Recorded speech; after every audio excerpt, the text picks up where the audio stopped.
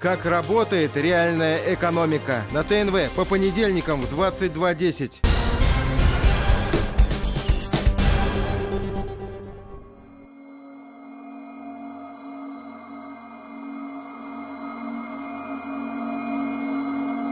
Здание ветшает все больше, идет трещинами. Так в юбилейный год выглядит музей Гаяза Исхаки, писателя, которого его же современники ставили в один ряд с Тукаем.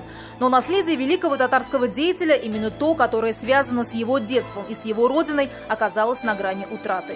Единственный в Татарстане музей Гаяза Исхаки в Кутлушкино не видел капитального ремонта с момента своего открытия. Прошло уже почти 20 лет. На этом месте были надворные постройки, клет, сараи, баня, колодец. 1,5 месяца назад огонь полыхал. Буквально в нескольких метрах сгорели дотла все надворные постройки. Музею нужно все. С крыши до фундамента надо ремонтировать. Условия хранения экспонатов оставляют желать лучшего. Экспозиции давно устарели и не отвечают современным требованиям, а некоторые даже не остеклены. А ведь здесь хранятся личные вещи. Например, вот это зеркало, привезенное из Турции. На выездном совещании Госсовета по культуре вновь подняли вопрос о скорейшей реставрации дома-музея. 2 года назад здесь уже была комиссия Министерства культуры. Тогда было решено, что все работы по капитальному ремонту будут завершены в юбилейный год. Но по какой причине затянулся проект реконструкции? У директора Чистопольского государственного заповедника, в ведении которого и находится музей, свои объяснения. Если в начале речь шла порядка 15 миллионов на проведение только ремонтно-реставрационных работ, это без создания новой экспозиции, потом ее чуть не в 2 раза уменьшили. И, как я уже сказал, что специалисты ГИСУ сами посчитали, что этих средств будет явно недостаточно. И были изготовлены вторые сметные расчеты на проведение ремонтно-реставрационных работ на сумму 26 миллионов рублей. И вот сейчас уже эти сметы, который месяц уже на проверке. Многие писатели защитили свои кандидатские диссертации, докторские диссертации, пользуясь произведениями творчеством Исхаки. Но кто из них, интересно, и как часто бывает в музее Исхаки? И кто из них, так часто бывая в музее, давал какие-то свои рекомендации, советы, оказывал какую-то методическую, научную помощь музею? Почему сегодня вся вина сваливается только на район? Последняя смета, которую отправили на утверждение в Минкульт, 26 миллионов на ремонт и почти 9 на создание экспозиции и оснащение рабочих мест. Но, как считают депутаты, средства нужны будут не только на музей. Даже если экспозиции обновят, поток гостей здесь не увеличится. Дорога развита, а в непогоду сюда на транспорте и вовсе не доехать.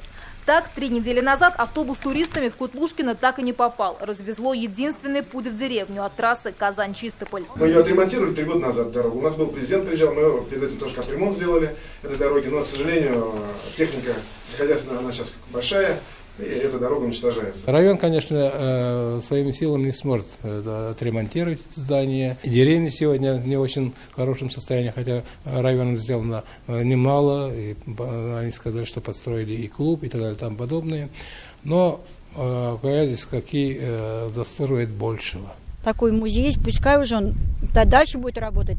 Что мы думаем, что если у нас будет музей, может даже будет помогать, дороги будут у нас хорошие, люди будут ездить к нам в гости. На встрече прозвучали разные предложения, даже самые кардинальные. Оставить в Кутлушкино только памятник Исхаки, а сам музей перевести в туристический город Чистополь, где и туристов больше, инфраструктура лучше. Туда еще можно передать и коллекцию уникальных личных вещей и документов, хранящихся в Казани в Институте языка, литературы и искусства.